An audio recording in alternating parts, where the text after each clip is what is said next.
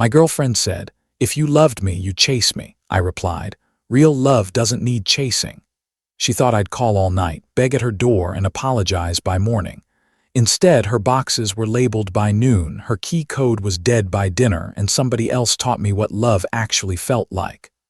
Original post. I'm Connor, 34. I work as a physical therapist at a rehab clinic in Raleigh, North Carolina. Most of my day is helping people recover from damage they didn't plan for, which is probably why I stayed in my relationship longer than I should have. I'm professionally wired to believe enough patience can fix almost anything. Maya was 30 and worked as a social media coordinator for a boutique fashion brand. We'd been together a little over 3 years. She'd been living in my townhouse for 11 months. The townhouse was mine, mortgage in my name, utilities in my name, keypad and HOA account in my name. That matters later. At the beginning, Maya felt like energy. She was funny, magnetic, warm in public. She knew how to make ordinary things feel romantic. Coffee runs turned into rituals. Grocery shopping became playlists and stolen kisses in aisle 7. A random Tuesday could somehow look like an anniversary dinner if she was in the mood. The problem was that with Maya, mood was everything. If she felt adored, we were perfect. If she felt mildly annoyed, suddenly I was inattentive. If I disagreed with her about anything, I was cold. If I didn't instantly repair every tension, I didn't fight for us. That phrase started showing up a lot near the end. Fight for us. Prove you care. Show me I matter. Sounds romantic until you realize what it actually meant. It meant I was expected to chase every time she pulled away, apologize every time she got cruel, and perform devotion on demand so she could feel powerful again. I didn't see it clearly for a while because she wrapped control in love language. The final argument started on a Thursday over dinner plans. I'd had a long day at the clinic. 2 post-op knee patients, 1 college baseball player convinced his shoulder would never be the same, and a pile of documentation waiting for me at the end. I texted Maya around 510 asking if she still wanted the reservation we'd talked about or if she wanted me to cook instead. No answer. At 600, I texted again that I was leaving work. Still nothing. I got home around 640 and found her getting ready in the upstairs bathroom like she had somewhere to be. Hair done. Makeup done. Black dress. Heels on the bed. I said, "Hey, did you still want to go out?" I texted twice. She looked at me in the mirror and said, "I know, I saw them." I stood there for a second because that answer didn't really connect to anything. I said, "Okay, so what's the plan?" She dabbed perfume on her wrist and said, "I'm going out with Ava. I needed space." I said, "From what?" Then she sighed like I was exhausting her by existing. "From this, Connor, from the constant neediness, from the pressure. You always need a response right away." 2 texts in 90 minutes, 1 about dinner, 1 that I was on my way home. That was the whole crime scene. I said, "Maya, asking about dinner is not neediness." She turned and leaned against the counter with her arms folded. "That's exactly what I mean. You always want reassurance. You always want to pin everything down. It's suffocating." The word suffocating did something useful. It made everything go very still in my head. Because I'd spent months adjusting myself around her sensitivities. I'd learned to time my questions carefully. I'd kept my tone soft. I'd apologized for things that were basically scheduling. I had been shrinking in my own house and somehow I was still the problem. I said, "You could have just said you had plans." She laughed a little. Not kindly. "If you loved me, you'd chase me instead of arguing." I remember that sentence perfectly because it was the moment the whole thing became visible, not painful, not confusing, visible. It wasn't about dinner. It wasn't about text response time. It wasn't about my tone. She wanted the scene. She wanted me anxious. She wanted to walk out and feel me scrambling after her so she could decide when I'd earned my way back in. I looked at her and said, "Real love doesn't need chasing." She blinked. Like I'd answered a question she hadn't realized she asked. Then she said, "Excuse me." I said, "If that's your standard, then we're done." She actually smiled at first. A little unbelieving smile people use when they think they still control the room. Connor, don't be dramatic. Then she grabbed her purse and said she was going to Ava's and that maybe when I was ready to act like a man who valued his relationship, we could talk. I said okay. That really bothered her. She wanted panic. She got okay. She left at 714. I know because I checked the door app to make sure the garage closed. At 726 she texted, wow, not even one call. At 731, so I guess I know how much I mean to you. At 740, if you loved me, you'd be here. I read all three, set my phone down and started packing. Not rage packing, not revenge packing, finished packing. Her dresses into garment bags, shoes into 2 laundry baskets. Makeup into a plastic bin. Hair tools wrapped in one of her towels so she couldn't later claim I broke them. Skincare lined up in zipper bags. The framed prints she'd hung in my hallway went into bubble wrap. Her mugs. Her throw blankets. The little ceramic tray by the front door that held her keys and lip gloss and random receipts. Everything got packed neatly and logically. By 11:15, her life inside my house was reduced to labeled boxes in the guest room. At 11:22, she called. I picked up because I thought maybe an emergency had happened. Instead, she sounded tipsy and annoyed. So are you going to come get me or not? I leaned against the kitchen counter and said no. Silence. Then she laughed, sharp, disbelieving. Wow. So you're really doing this? I said you said love means chasing you. I disagree. I'm done. That changed her tone immediately. Now she was softer. Sadder, almost wounded. Connor, I was upset. I needed you to show up for me. I said, Maya, I've been showing up for you for 3 years. I'm just not performing for you anymore. Then she tried anger again. So I'm disposable. I said no. But I'm not auditioning to stay in a relationship either. I told her she could pick up her things Saturday between 10 and noon and bring anyone she wanted. Then I changed the keypad code, deactivated her garage remote, and emailed the HOA office to remove her access note from the gate list. The locksmith came the next morning and rekeyed the side door for $180. That felt expensive until I compared it to more nights like the one I'd just had. Friday at work, I realized something weird. I could breathe. Not because breakups are fun. They're not. But the constant emotional tax was gone. No more guessing what version of her I was coming home to. No more trying to translate simple conversations into threats. No more treating ordinary communication like it needed a safety helmet. That night, she posted smiling stories from a wine bar with Ava like nothing had happened. By Saturday morning, the texts had shifted. I didn't mean it like that. Can we please talk first? Don't humiliate me like this, I replied once. Pickup window is still 10 to noon. Bring whoever you want. She arrived at 1009 with Ava and enough indignation for 5 people. I met them in the front hallway with the door open, boxes stacked, garment bags hanging, everything in plain sight. Maya looked at the setup and laughed. You really did all this? I said yes. This is insane. I said no. This is organized. Ava made a sound that could have been a cough or a laugh. Hard to say. Maya walked over to the boxes and started opening things like she expected to find evidence I'd violated some moral code.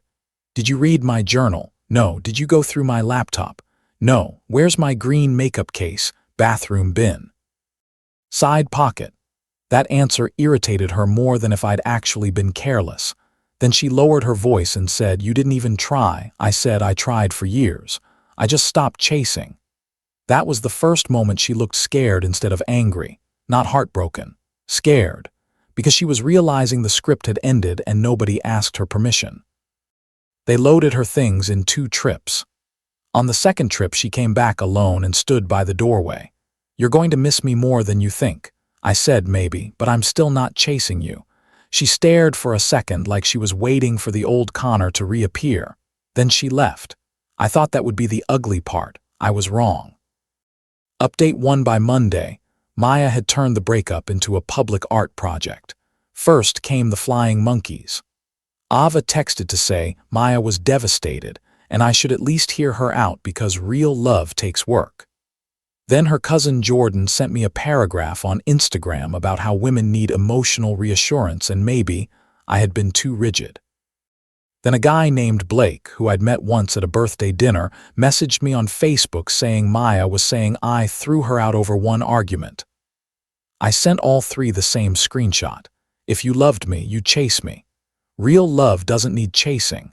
That was enough for Jordan. He left me on read. Blake wrote back, didn't hear that part. Ava tried one more time and said Maya hadn't expected me to be so final. I replied, that's the problem. She expected a test. I gave her an answer. Then came social media. Vague little stories about being abandoned by someone incapable of vulnerability. A black screen with white text that said, "Some men only love you when you make it easy." Another one said, "Imagine giving someone your heart and getting evicted for having feelings." That was funny because Maya had her own car, her own salary, and somewhere between 40 and 50 pairs of shoes loaded into an SUV Saturday morning. But facts have never been great content. A mutual friend named Elise sent me screenshots and wrote, "This feels a little curated." I replied, "That's a kind word for it." Wednesday she escalated in person. My office called down from reception around 11:20 and said a woman had dropped off an envelope and banana bread for me. Receptionist's exact words were, "She says it's from someone who still loves you." I went downstairs because I wanted witnesses. Maya was standing by the front desk in a cream sweater and jeans, holding a foil pan like she was in a made-for-TV apology scene. She smiled when she saw me. "I brought your favorite." I said, "You need to leave." The smile twitched. "Can you stop acting like I'm dangerous? I just want to talk." I said, "Then you should have talked before turning love into a loyalty test." She lowered her voice and pushed the envelope toward me. "At least read this." I didn't touch it. "Email it. It's personal." I said, "Then have your lawyer send it." That made the smile disappear entirely. "Seriously, Connor, lawyer," I said, "you've been told it's over. You're at my job with baked goods and a letter. Help me out here." My receptionist, Nina, suddenly found paperwork fascinating. She heard every word. Maya's face hardened. "I bet you're enjoying this." I said, "No, I'm documenting it." Then I turned around and went back upstairs. Nina emailed me a brief summary of the visit without me even asking, which is how I learned I maybe should appreciate administrative professionals even more than I already did. That evening, my neighbor Eric texted me a photo from across the street. Maya was sitting on the curb outside my townhouse wearing one of my old college hoodies. I don't know if she still had it by accident or grabbed it on purpose for effect, but she was definitely out there. Eric wrote, "You want me to go ask questions?" I said no. "Thanks, I'm calling the non-emergency line." By the time an officer drove through, she was gone. But the photo existed. The text existed. The report existed. I started a folder on my desktop called Evidence. Not because I wanted drama. Because love should not require a paper trail, and once it does, you are no longer having a relationship problem. You are having a boundary problem. Around this time, I also started going back to a Saturday morning volunteer program at a community adaptive sports center. I'd stopped during the last year because Maya always found a reason I should be home instead. Too busy, too tired, too much our time lost to other people. That first Saturday back, I spent 3 hours helping teenagers learn balance drills and wheelchair transfer basics for rec sports. Nobody tested me. Nobody made affection feel conditional. Nobody needed a scene. That's where I met Lee. She coordinated weekend volunteers, worked in fundraising for a children's hospital, and had the easiest laugh I'd heard in months. We talked while wiping down equipment and stacking cones. Nothing dramatic, nothing electric, just easy, which felt suspiciously like peace. Update 2: Lee and I didn't start dating immediately. We got coffee twice over the next 2 weeks. Then lunch. Then one quiet dinner on a patio downtown where nobody weaponized silence or checked whether the other person was performing enough devotion. I cannot overstate how strange that felt at first. With Lee, love didn't feel like a test. Apparently Maya found out through social media by way of somebody who should have minded their business. That's when things got ugly. First she texted from a new number, already replacing me. Guess I was right about how much I meant. I didn't reply. Then came the Venmo request for $860 labeled shared home decor, emotional damage, and replacement groceries. I declined it with one word. No. The next day my mother called. Now my mom is not dramatic. She's practical in a way that makes other people feel vaguely underprepared for adulthood. So when she opened with, "Connor, why is your ex in my Facebook messages?" I already knew Maya had made a terrible tactical decision. Apparently Maya had sent her a long note about how she still loved me, how I was confused, and how maybe a maternal voice could remind me that good men fight for love. My mother asked one question. "Did she really tell you to chase her?" I said yes. Then I forwarded the screenshot. Silence for about 10 seconds. Then my mother said, "Oh, absolutely not. She didn't yell. She didn't lecture. She just got very calm in that way that usually means somebody else is about to have a difficult afternoon. She said, 'Don't respond to her. I'll handle mine.'" I don't know exactly what my mother wrote back, but Maya never contacted her again. A few days later, Maya showed up at the Adaptive Sports Center parking lot right as volunteers were leaving. Lee was standing next to me, holding a clipboard and talking about donor packets for an event the next month. Maya stepped out from between two parked cars like she'd rehearsed the angle. "So this is her." Lee immediately looked at me and said, "Do you want me to go inside?" I said, "No, stay here." Then I looked at Maya. "You need to leave." She laughed, sharp, bright, too loud. Wow. 3 years and you move on in a month with a charity girl. That's poetic. Lee didn't react, which honestly impressed me. I said, "Maya, you've been told not to contact me." She ignored me and spoke directly to Lee. "Just so you know, he only loves women who never ask anything of him." I actually almost smiled at that because it was such a perfect confession. In Maya's mind, asking anything meant demanding performance, drama, and reassurance on command. Of course, love looked cruel to her if it came without chaos. Lee finally spoke. "I don't think this is about me." That made Maya angrier.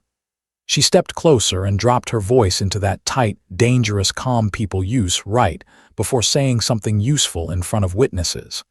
"If I can't have the ending I deserve, I can make this very embarrassing for both of you." That line bought her a cease and desist. Because 2 volunteers heard it. So did the center director, Marcus, who walked over immediately and asked if there was a problem. I said yes, she'd been told not to contact me, and Marcus, bless that man, asked Maya to leave the property right then. She started crying almost on cue, said she just wanted closure. Said I was rewriting her as unstable because I couldn't handle real feelings. Marcus looked at me. I said, "I have texts, a police report, and workplace documentation." That was enough for him. Maya left. Monday morning I paid an attorney $400 to send a cease and desist. Best $400 I spent all year. She ignored it for exactly 6 days. Then she went for one more public scene. Lee and I were at a small Italian place in North Hills on a Friday night. Nothing fancy. Quiet booth. Good pasta. Genuinely nice evening. About halfway through dinner, Maya walked in wearing the red dress I bought her for a wedding last spring. That detail mattered because it was too deliberate to be random. She saw us, paused just long enough to confirm we'd seen her, then walked straight toward our table. Lee set down her glass before Maya even spoke. Smart woman. Maya looked at me and said, "So this is what real love looks like." I said, "This is your second notice to walk away." She laughed and knocked the side of Lee's wineglass with her hand. Red wine spilled across the table and into Lee's lap. Not a lot, enough. The whole restaurant went quiet. Lee stood up slowly. Maya opened her mouth, probably to launch into the next act, but the manager was already moving. So was a server. So was I. I said, "Don't touch either of us again." Maya started crying immediately. Claimed it was an accident. Claimed I was humiliating her. Claimed she just wanted one honest conversation. The manager called police. By the time the officers arrived, the story was simple. Prior contact, cease and desist, witnesses. Spill interpreted as intentional aggressive contact.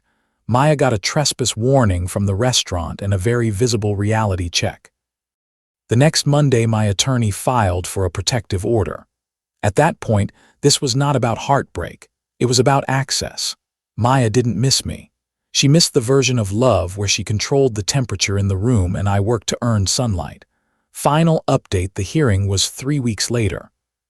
Maya showed up in a navy dress and soft makeup, with the kind of expression people practice when they need a judge to believe they're fragile. Her attorney looked polished and deeply tired. I brought a folder thick enough to answer every version of her story at once. Inside were screenshots of the original texts, Nina's email from my office, Eric's photo of Maya outside my house, the police report, my mother's message summary, Marcus's written statement from the parking lot, a copy of the cease and desist, the restaurant incident report, and call logs from 5 different numbers after she'd been told to stop contacting me. Paper is a beautiful thing. It doesn't care who cries prettier. Her attorney tried the usual language. My client was emotional. My client wanted closure. My client felt replaced and reacted poorly to an abrupt ending of a significant relationship. The judge, an older woman with glasses low on her nose and very little patience for manipulative vocabulary, read quietly for a while. Then she held up the first screenshot and read it out loud. "If you loved me, you'd chase me." Then she looked at Maya and said, "Miss Maya, that is not a request for communication. That is a demand for performance." Honestly, I could have left happy right there. Her attorney tried again, said there had been no direct threat at first. The judge picked up Marcus's statement. "If I can't have the ending I deserve, I can make this very embarrassing for both of you." Then she picked up the restaurant report, then the workplace visit, then the curb incident, then the repeated numbers. Finally, she said, "This court does not recognize closure as a license to continue contact after clear refusal. Order granted. 1 year. No contact. 300 feet from my home, workplace, the Adaptive Sports Center, and Lee's workplace as named in the filing." Outside the courtroom, Maya cried into a tissue while her attorney packed up. I kept walking. My mother texted me 20 minutes later, "Proud of you." Also, she would have hated my reply. That made me laugh harder than anything had in weeks. 3 months later, life looks different in all the most ordinary, healthy ways. I got promoted to lead therapist for our return to sport program at the clinic. Better pay, better hours, more input on treatment planning. My townhouse feels like mine again. No emotional landmines, no dread when my phone buzzes, no trying to predict what version of love is waiting behind the front door. Lee and I are still together. Slowly. Steadily. No games. No tests. The first time she got busy at work and forgot to answer a text for 5 hours, she called me later, apologized, and then laughed when I told her I hadn't even noticed. That's what healthy does to you. It makes old chaos feel almost fictional. As for Maya, I heard through mutuals that her social media spent a month cycling through vague posts about surviving emotionally unavailable men. Then that faded too once fewer people engaged. Drama without an audience burns out fast. The lesson for me is simple now. Love is not supposed to feel like a scavenger hunt where affection is hidden behind clues, punishments, and tests. It is not supposed to require you to chase somebody every time they need proof of their own importance. Real love is not theatrical. It is not manipulative. It is not a trapdoor under every disagreement. Real love is calm enough to stay in the room. Maya thought love meant being pursued at all costs. What I learned after she left is that love is actually much quieter than that. It sounds like honesty. It looks like consistency. It feels like safety, not suspense. She wanted me to prove I loved her by chasing her. What I proved instead was that I finally loved myself enough not to. If you've ever faced something similar, or if you think I handled it right or wrong, comment below and tell me your opinion. Subscribe, like, and share for more stories like this.